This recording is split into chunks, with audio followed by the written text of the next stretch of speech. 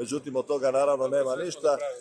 Ono što mene najviše zabrinjava su potresi koji se upravo događaju u Jadranskom moru i dole. Najugroženije područje je Dubrovnik.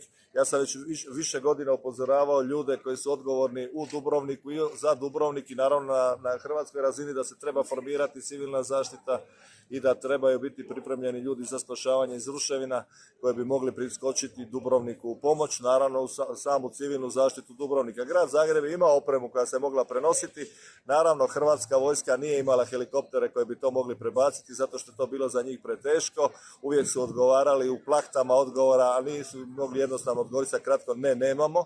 To im naravno nije išlo, ali inače imamo tradiciju jako školovanih, bistrih i vizionara ministara obrane, tako da taj kontinuitet vjerojatno ni u budućnosti nećemo napustiti. Što bi se dogodilo da sad Dubrovnik pogodi potres nekih 7 Richtera? Pa mislim da bi to bio